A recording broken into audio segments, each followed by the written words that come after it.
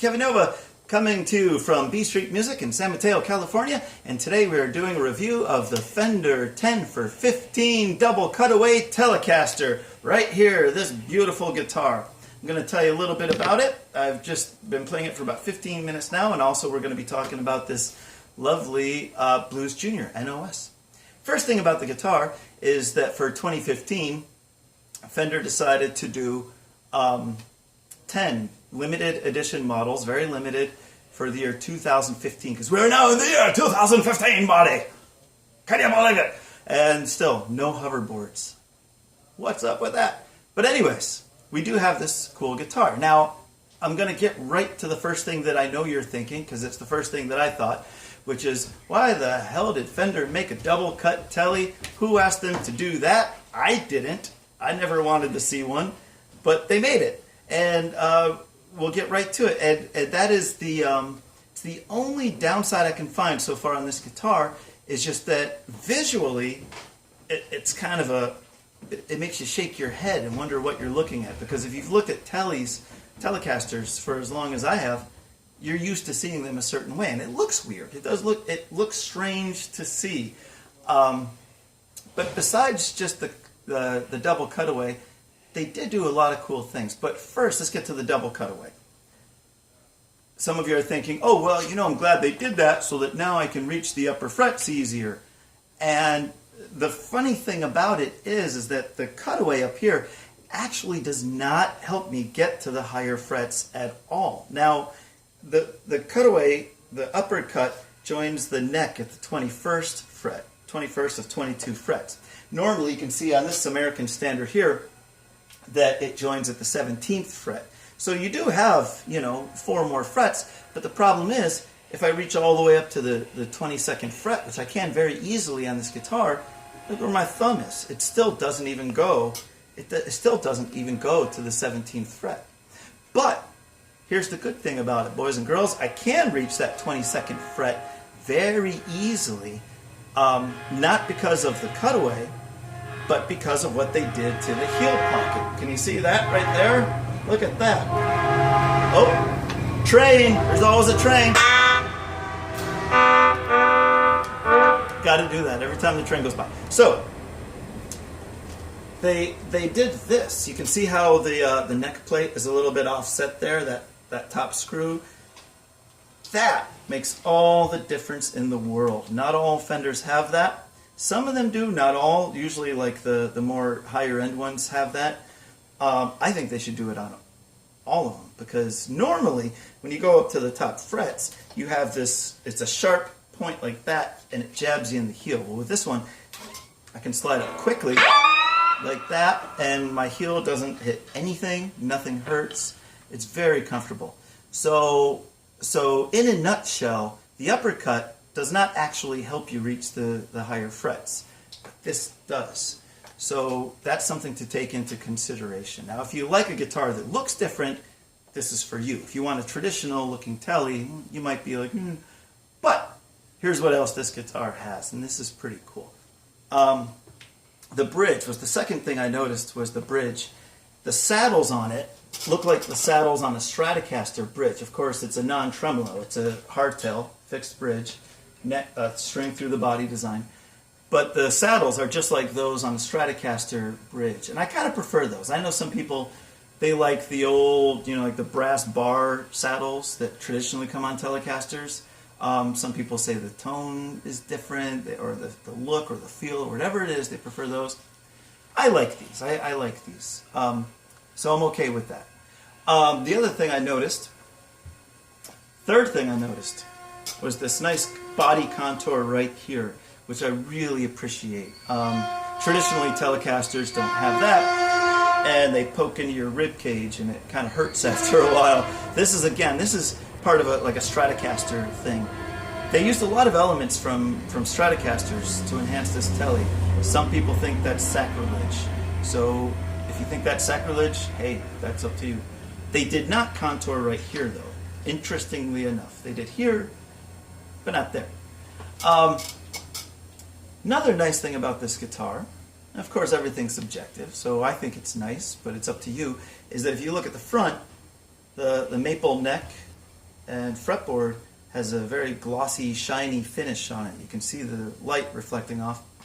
But the back is satin. It's very smooth. So when you're playing, if you get sweaty hands or whatever, or get grimy, very, very smooth neck on the back. Because sometimes that gloss finish gets all... But not on this one. No. No, sir. So that's pretty much everything I can tell you about this guitar right now. The pickups sound good. If you're watching this video, you're probably interested in how it handles country, blues, or rock. Country, I played a little bit already. It does that well.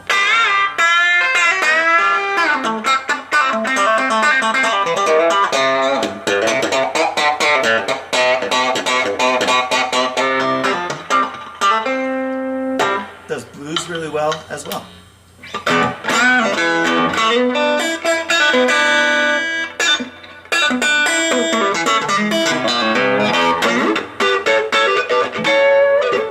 So let's talk a little bit about the amp. I love this amp. I actually have the same amp, and it's one of my favorite amps. My hair's getting in my face. I cut my hair. It's driving me nuts. So anyways, you didn't watch this video to hear about my hair. So this is a Fender Blues Junior NOS. And what makes it different from other Blues Juniors, apart from the fact that it's tweed and it's got the dark brown grill cloth, is that it has a Jensen speaker in it compared to the regular Blues Junior. And I did do a side-by-side with this model and a regular Blues Junior. I'm not going to do the side-by-side right now. And I can tell you that the Jensen speaker sounds a little warmer, sounds a little fuller. I just instantly prefer the sound. I think the speaker is definitely an upgrade in this amp. And it has a really classic look to it. Right now I have the controls. I have the master down at 2. Now that's 2 out of 12. Okay? Some people brag about their amps going to 11. But this one goes to 12. Yeah, put that in your pipe and smoke it, Nigel Tufnell. So, yeah. And 1 is actually 0. So if you put it on 2, you're kind of putting it on 1 out of 12. But you do the math. I don't know. I have the middle, the bass, the treble all set at 50%, just so that you get an idea of what the amp sounds like. I can add or subtract any of those, middle, bass, or treble, from where it's set at right now. I have the volume all the way up with the fat switch on and the master volume. The master volume is the one that's down at 2. And the reverb is down at 2 as well, because it's got a powerful reverb. Let me show you the reverb. You hear that? That's what the reverb set really low. If I crank it up, it sounds like this. That's good for, like, if you want to do like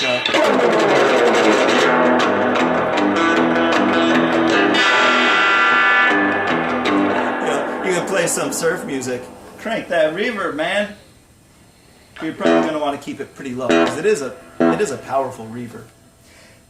Here's the thing I love about this amp the most, I will tell you, is that the whole time, as I said, I have the pre-gain, or the pre-volume, all the way up. It doesn't sound very distorted. That's because I have the volume on the guitar down. Here's the little trick. This is why I love this amp. You get a nice clean sound by having the volume at about half, right? Get a nice clean. But then when you want that crunch, turn the volume up.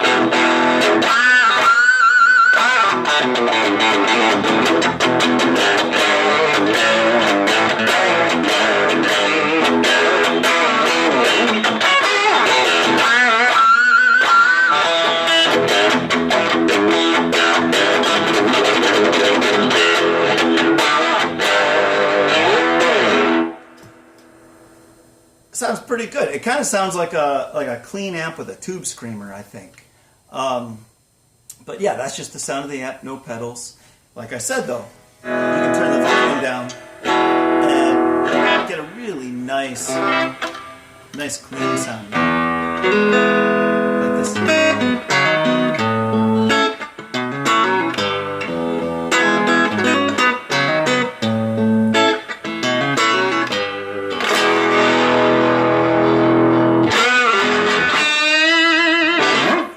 So, all in all, I think this is a great combination, guitar and amp. What else can I tell you about the amp? There was something I was going to tell you about it, and I can't remember. Oh, it's 15 watts. 15 watts, and it has a 12-inch speaker in it. It's the Jensen speaker again. So anyways, all in all, if you can get over the fact that it's got this weird upper cutaway and looks different from every single Telecaster you've ever seen in your life, it's a swell guitar, gang. It's really neat. It's cool, Daddy-O. So yeah, I would recommend this guitar if you're looking for a Telecaster and you want something that looks slightly different, or something that's kind of, you know, rare, or you're not going to see them a lot. It's a cool guitar. It has a lot of nice features on it. The tuners are very sturdy. It has a nice little, the modern string tree that the strings don't get hooked underneath when you're bending, so it stays in tune better. And that's it. So, until next time, boys and girls, if you have any questions, just put them down in the comments, write to me. I'll be happy to answer any questions. Or you can call B Street Music, and I will put their information down below in the video description. So with that, have a good one. Goodbye, everybody.